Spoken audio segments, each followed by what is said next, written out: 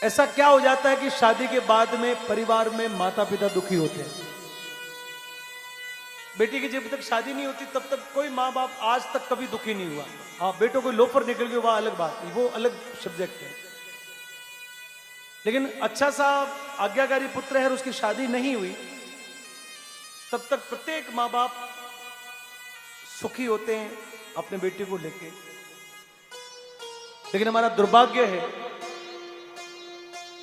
कि शादी होने के बाद में 60% उससे भी ज्यादा के आंकड़े आते हैं कि माता पिता उस बेटे के कारण, उसके बेटे के व्यवहार के कारण से दुखी हो जाते हैं।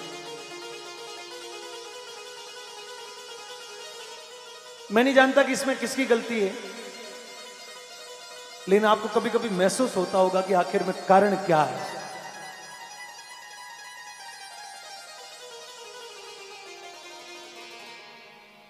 आप रामदेवरा मत जाओ, आप माजिसा के दरबार में मत जाओ, कहीं पर भी मत जाओ। साक्षात जिन्होंने हमको ये दुनिया दिखाई है, जिनकी बदौलत हमारा जीवन बना, ये फूल, हाँ ले जा, आजा बेटा, ला। इस बिटिया के लिए किसी चीज का ना नहीं है आज। लो बेटा, ले जाओ, मस्त।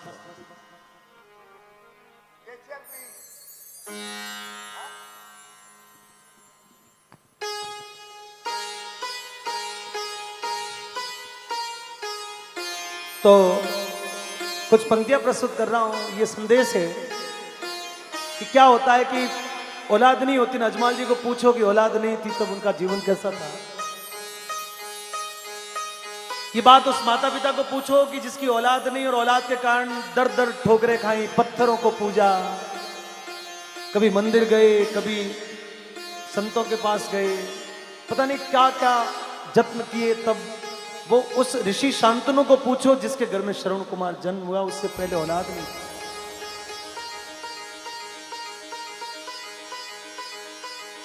हमने सुना है कि श्रवण कुमार के माता पिता अंधे थे, लेकिन मित्रों आप इतिहास कभी उठा के देखना कि श्रवण कुमार का जब जन्म नहीं हुआ था उससे पहले वो अंधे नहीं थे, उससे पहले उनको दिखाई देता था। लेकिन पुत्र रत्न पुत्र मिले, उसके कारण से उन्होंने अपनी आंखों को निकाल के यज्ञ में आहुति के रूप में दे दी। आंखें नहीं होगी तो भी चलेगा, लेकिन पुत्र हो जाए तो बूढ़ापे में सेवा कर दे, पुत्र हो जाए तो जीवन धन्य हो जाए।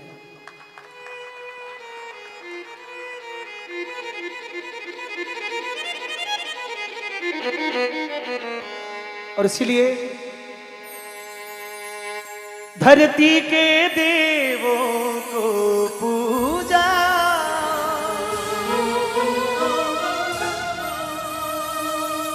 भगवान को लाख मनाया है।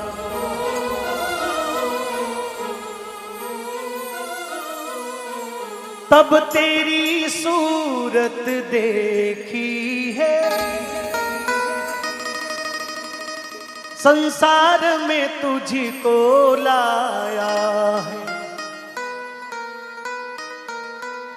इन पावन लोगों के दिल को पत्थर बन कर मत तोड़ना, हर बात को तुम भूलो भले, माँ बाप को मत भूलना, उपकार इनके लाखों हैं, इस बात को मत भूलना।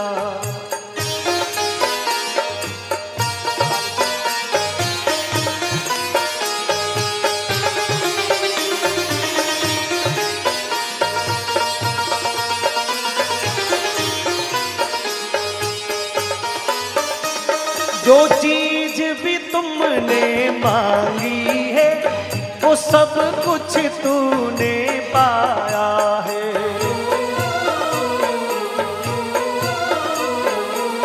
हर जिद को लगाया सीने से, बड़ा तुझ पे नेह लुटाया है।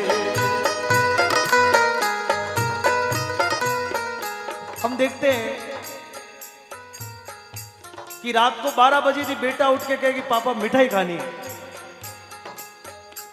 और यदि वो जिद पे आ जाए तो हमको उसको शांत करने के लिए निश्चित रूप से वो उपाय करना पड़ता है। माता मैंने बेटी केवल मेलों में जाती हो, छोटे बच्चे खिलौनों को देख के बड़े लालायित हो जाते हैं। मेरे साथ में तो बहुत बार होता है,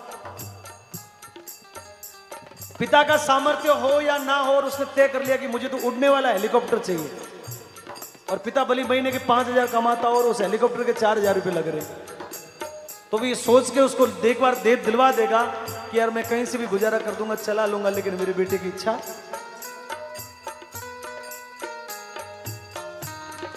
बेटा बोले कि मुझे 10वीं पास करके मुझे फला स्कूल में भर्ती होना है और उसकी फीस नहीं है, फिर भी पिता सोचता कि कर्जा कर लूंगा, लेकिन मेरा बेटा पढ़ जाए तो अच्छी बात है। और यहां तक कि नहीं, बेटा बोल दे कि मुझे तो उसी से शादी करनी है, तो अपनी हैसियत ना होते हुए भी पिता एक बार तो आगे जाके सगा जी का हाथाजोड़ी कर देता है कि साहब ये रिश्ता मंजूर करो। और शादी होने के बाद यदि पत्नी कह दे कि हम तो अलग होंगे, हम साथ में नहीं रह सकते, इतने बड़े घर का काम मेरे से तो नहीं होता, और 2-3 महीने में यदि वो अलग हो जाए तो माता पिता किसके भरोसे? ये सोच के एक पिता कि बुढ़ापे में मेरा सहारा बनेगा, और जब वृद्धावस्था आती है तो बेटा साथ छोड़ देते हैं। वृद्धाश्रम हिंदुस्तान में खुल गए, और इसलिए लिखा है,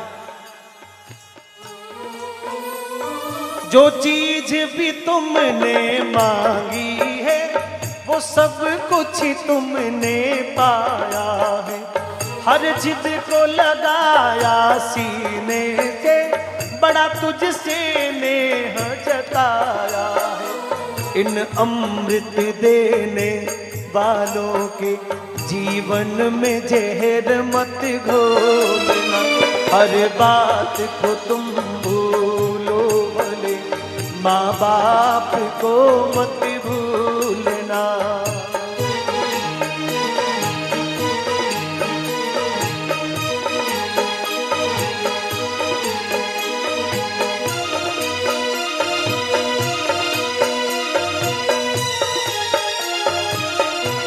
अंत में बेटा कलेक्टर बन गया।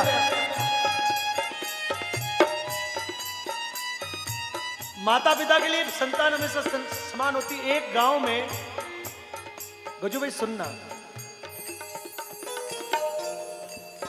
एक गांव में एक मां पनगढ़ पर पानी की मटकी भरने के लिए गई। उसके 3 बेटे थे, उसमें से एक आईएएस था, कलेक्टर था, एक डॉक्टर था, और एक गांव में रहता था, माँ बाप के साथ में किसान खेती का काम करता था।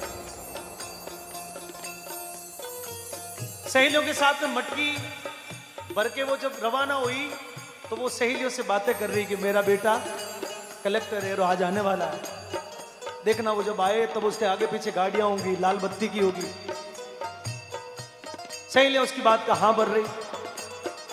रास्ते में जाते जाते उसी समय एक एस्कॉर्ट पुलिस की गाड़ी आई, पीछे उसके बेटे कलेक्टर की गाड़ी आई। कलेक्टर ने शीशा नीचा किया, माँ को बोला कि माँ मैं आ गया, घर जा रहा हूं। माँ ने बोला बेटा चल मैं पहुंच रही हूं। थोड़ी देर में डॉक्टर बेटा आया, तो वो भी फॉर्च्यूनर गाड़ी में बैठ के आया, अपने परिवार अपने बच्चों के साथ में आया। माँ चल ही रही थी, मटकी ऊंचाई हुई। डॉक्टर बेटा आया, उसने भी बोले माँ मैं आ गया हूं, घर जा रहा हूं, तू भी आ जा। बोले बेटा तू जा, मैं पहुंच रही हूं। पनगढ़ के पास में खेत था, शाम का वक्त हो चला था, तो जो किसान बेटा था वो खेती का काम करके घर की तरफ आ रहा था, और उसकी जैसी नजर पड़ी कि माँ ने इतनी भारी मटकी ऊंचाई हुई है, भागता भागता हुआ आया माँ के पास। बोले माँ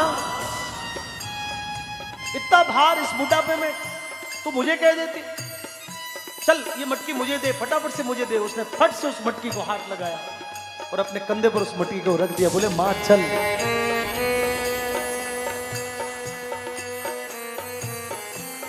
मेरा प्रश्न ये है कि तीनों में से बेटा अच्छा कौन सा हुआ?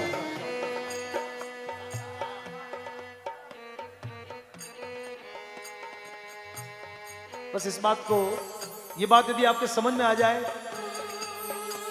तो पूरी दुनिया समझ में आ जाएगी। ये बात समझ में नहीं आए तो फिर मंदिरों मंदिरों में भटकते रहो, रामदेव जी की जोत जलाते रहो, कुछ नहीं होगा। शांत शांत शांत शांत शांत शांत। चाहे लाख कमाई धन दौलत, ये बंगला कोट बनाई है। चाहे लाख कमाई धन दौलत, ये बंगला कोट बनाई है। माँ बाप ही ना खुश है तेरे, बेकार ये सारी कमाई है। ये लाख नहीं, ये लाख नहीं, ये खाक है सब। इस राज को मत भूलना, हर बात को तुम भूलो भले। माँ बाप को मत भूलना, उपकार इनके लाखों हैं। इस राज को मत भूलना, इस राज को मत भूलना, इस राज को मत भूलना, इस राज को मत भूलना, इस राज को मत भूलना।